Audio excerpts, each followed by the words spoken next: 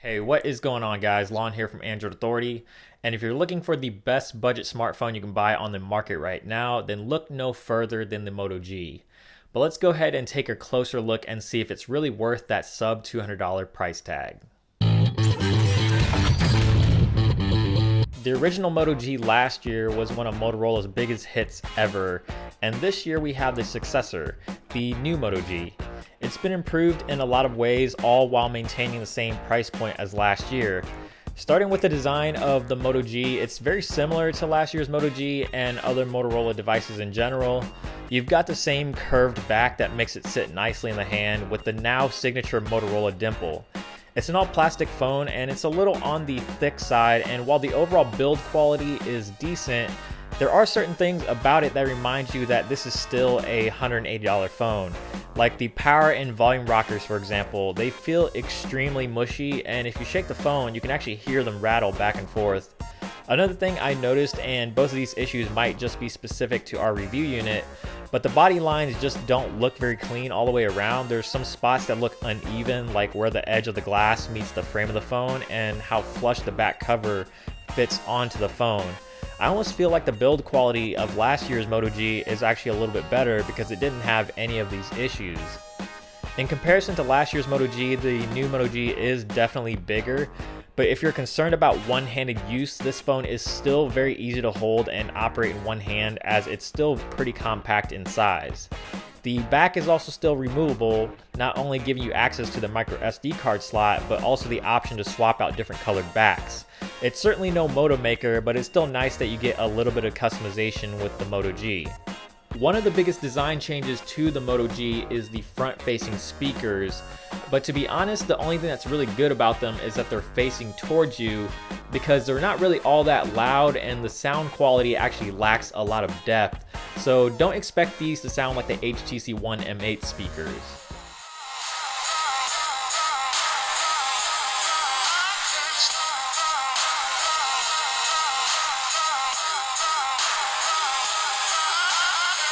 Part of the reason why the new Moto G got a little bit larger is because of the display. It is now a 5-inch display, so half an inch larger than last year's Moto G, but it's still the same resolution at 720p. The pixel density does take a little bit of a hit because of the screen size bump, but it's still a very respectable looking screen. No, it's not the sharpest thing on the market, and you can spot pixels if you're hunting for them, but it's certainly not bad at all. It's bright, colors look surprisingly good on it, and the viewing angles are pretty good too, so for what this phone costs, you're actually getting a very decent looking display. About as good of a screen as any other mid-range smartphone out there. One thing that actually didn't change on the Moto G at all from last year to this year is the internal specs. It still features a Snapdragon 400, the Adreno 305, and 1GB of RAM, so you can expect pretty similar performance to last year's. It certainly isn't the fastest phone in the world, but for most tasks like swiping and scrolling, opening and closing apps, browsing the web, the Moto G runs quite well, and you can play graphically intensive games on it without too much of a hitch. But with that being said, it is pretty easy to slow this phone down, especially if you're trying to do a lot of things at once, because after all, you are only dealing with 1GB of RAM. For the majority of people that are going to buy this phone though, I don't think they'll have too many complaints about its performance, as it's plenty responsive for most tasks. On the back of the Moto G, you're going to find an 8-megapixel camera with LED flash, which is a slight bump in resolution from last year's Moto G. The camera interface is the same as other Motorola devices. It's very simplistic and clean, and all of your settings are neatly tucked away, which you can easily swipe in and out. It's very basic. You've got the usual options like HDR, video recording, and panorama, but not much else to give you more extensive control. Picture quality actually isn't too bad, all things considered. In good lighting, photos came out looking sharp with very minimal noise, and color reproduction was a lot better than I expected. In contrasty situations, it doesn't do quite so well, and exposure seems very hit or miss at times, but when it gets the exposure just right, you can get a pretty decent shot. Obviously, this isn't a super high-end camera sensor, so it's going to struggle in situations where lighting isn't optimal, especially in low light. It has a really hard time capturing any detail, and photos become very noisy quickly. With that being said though, this camera is actually a lot better than I anticipated it to be. Keeping the Moto G powered is a 2070 milliamp hour battery, and it's non-removable, so you're not going to be able to swap batteries or anything like that. And I have to say that the battery life on the Moto G is just average. If you're a power user, you're probably not going to be able to make it through a full day. But then again, if you're a power user, you're probably not looking to buy this phone anyways. But with my usage, I was able to make it through a full day. I managed to get about 3.5 to 4 hours of screen on time. So again, the battery life on the Moto G is just average. But I think with the majority of people that this phone is marketed towards, I don't think there's going to be too many concerns or issues with the battery life. The best thing about owning a Motorola device these days is that you basically get a stock Android experience out of the box. It is running KitKat and most likely will be updated Android L relatively quickly after its release.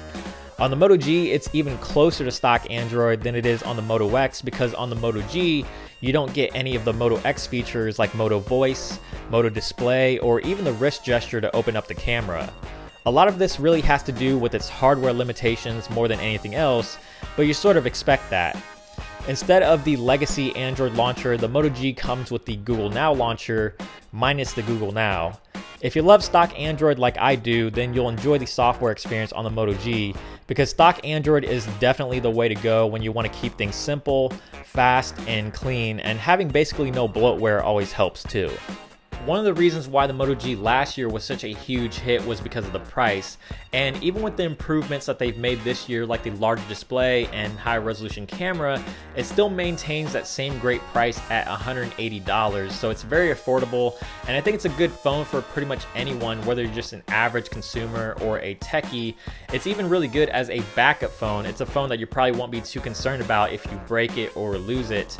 It's still lacking LTE connectivity, which is kind of a bummer, but you have to remember that a lot of sacrifices had to be made by Motorola in order to hit that $180 price point. But there you have it for the Moto G. It's not the fastest or the most powerful phone in the world, but it does most things that you'd want your smartphone to do pretty well. And with the Moto G, it does have its flaws, but you really have to put things into perspective. At only $180, it becomes a lot easier to forgive some of its shortcomings.